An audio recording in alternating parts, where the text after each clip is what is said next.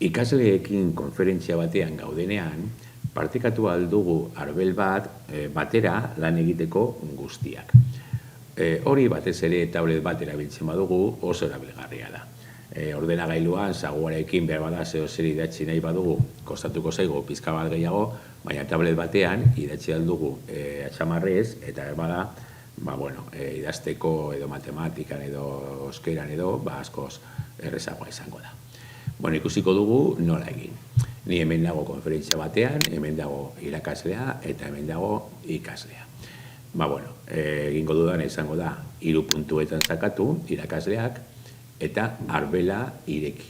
Edo ireki jamboard bat.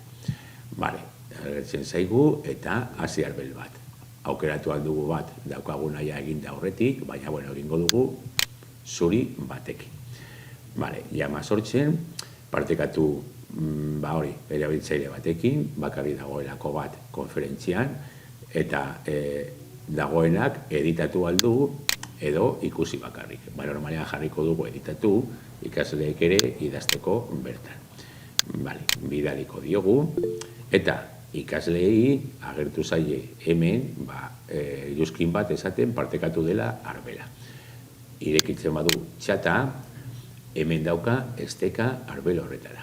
Lehenengo esteka da, lehen froga egin dudanean, beste esteka bat. Baina orain, horrengo esteka, hau da. Sakatzen badu, berari ere zabalduko zaio. Badaude bi arbelak hor bertan irakaslearena eta ikaslearena. Ikusiko dugu zer egin alden horretan. Azteko ez da arbel bat, baizik eta egin alditugula beste arbel batzuk, eta hor kudeatu desberdinak edo. Ezarri atxeko planoan, jarriko dugu atxeko planoan zer nahi dugun edo nola nahi dugun atxeko planoa. Eta garbitu markoa izango da garbitzeko dandana, zeo zer dakagunean marraztuta edo idatzita. Hemen ezkerrean daude tresnak, azken lehenengoa boligrafoa, bolalulma edo, sakatzen badugu iruki txikian, aukeratu aldugu bai tamaina, lodiera, bai kolorea. Eta idatzi.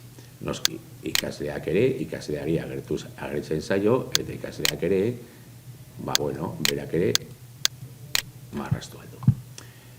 Bigarrena da borragoma edo nork ezabatzeko momentu batean zeo zer, ez bakarrik zuk egin duzuna, baizik eta besteek egin dutena bebai, aukeratzeko gezia, gero ikusiko dugu, ohar itxasgarriak, hemen jarri aldugu ohar bat denok ikusteko, ondoa aukeratu eta egina dagoenean gorde. Eta ja, gordeta dagoenez, utzi. Orain bai, hartzen badugu gezia, aukeratu aldugu elementu bat, eta elementu hori mugitu, tamaina aldatu, eta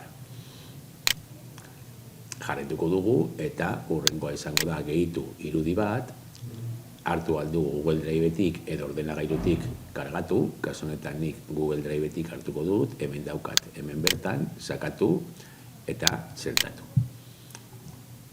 Eta berdin, hemen tamainarekin jolastu aldugu. Eta beste gauza bat baten gainean jartzen badugu, hemen ordena aldatu aldugu, eta atxera edo horrera eraman elementu hori.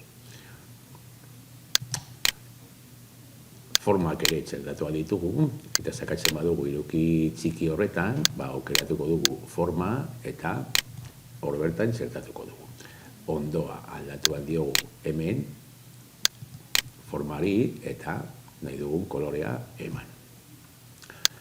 Kuadro, testu kuadro bat ere txertatu alditugu, eta txertatzen dugunean, agertzen zaigu goian. Baita ere, menu txiki bat aldatzeko kolorea eta tamaina behar bada. Eta azkenengoa da laser bat, laser horrek egiten duena da marka bat, baina marka hori gero joaten da, bakarrik erabiliko dugu, zeo zer azimarratzeko momentu batean aurkezpenean. Beste horri bat zabaldu nahi badugu, aurrera joango gara eta berdin idatziko dugu hurrengo horrian. Eta, tresna, behar bada ez dauka gauza hondirik, baina partekatzeko ikasleekin eta momentu batean, konferentzia batean azalpenak egiteko, oso aproposa izan alda.